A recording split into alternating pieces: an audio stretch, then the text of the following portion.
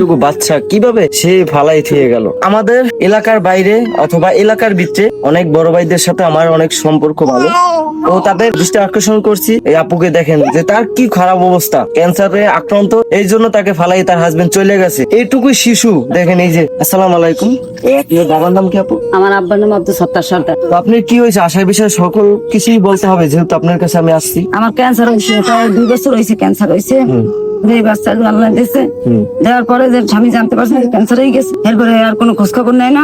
বাইরে তো এদিক দিয়ে চাপটা চোখা দিয়ে দেখাইছে, চাইছে এটা আপনার সন্তান? হ্যাঁ, আমার মেয়ে এটা। আপনি মেয়ে? হ্যাঁ। আপনার হাজবেন্ড আপনাকে যেই শুনছে যে আপনার যে ক্যান্সার হয়েছে, আপনার হাজবেন্ড আপনাকে ফালাইছে, কোনো খরচ পাতি কিছু দেয়? এই সন্তানটা কিভাবে, এই সন্তানটা ফালাই কিভাবে? এই ক্যান্সারে তো বুকের দুধ পাইতে আছে না, বাহিরে দুধ কিনে খাওয়ান লাগতে আছে। 325 টাকা একটা দুধ আনলে মনে করেন।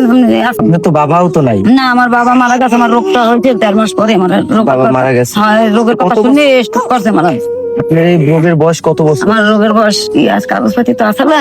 আচ্ছা, তাহলে কাগজপত্র আমি স্ক্যানে দেখাই দেবো। হ্যাঁ, 2 বছর হয়ে গেছে। 2 বছর? হ্যাঁ। এখন মানে কর্ম করে আপনার ভাইরা? আমার 2টা ভাই আছে, এরা একটু ভ্যান চালাই খায়। ভ্যান চালাই? হ্যাঁ। তাই চিন্তা এরাও দেখাইছে তাই দেখাইছে। তাইছে ওটা।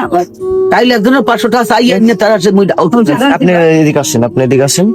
আপনার কি কালকে কি হয়েছে? কালকে 500 টাকা জন্য জানি না তারা বাড়ির পাশে পানের বড় আছে না, 500 টাকা দিয়েছে, পরে হেদে ওষুধ আনছি।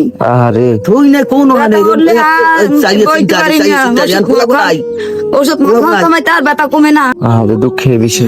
তো আমি পরশুদিনে সারাদিন রয়েছে ব্যথা, একবারে সারাদিন, মানে ওষুধ খাওয়ার পর খাই তাও কমে না।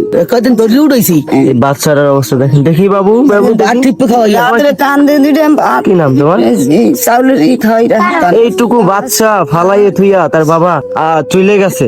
কিরকম সে একজন পাষাণ লোক, মানে কি বলবো, আমাদের এলাকার ভিতরেই, কিন্তু সে এইভাবে কেন করলো? আমি এইটুকু বাচ্চা ফালাই থুয়ে সে চলে গেল। আপনার যে শিশু আমার, আমি রান্না করছি, আমার দুধের শিশু করছে, আমার জানা মত আমি করিনি ভাই। একটা মানুষ তো অপরাধ তো করে নাই, সে আমি চাইনি না, আল্লাহ দিয়েছে, আল্লাহ তাআলা আপনাকে রোগ দিয়েছে, আপনি আক্রান্ত হয়েছেন, এখন এর জন্য আপনাকে ফালাই চলে গেল। এটা কোনো কথা?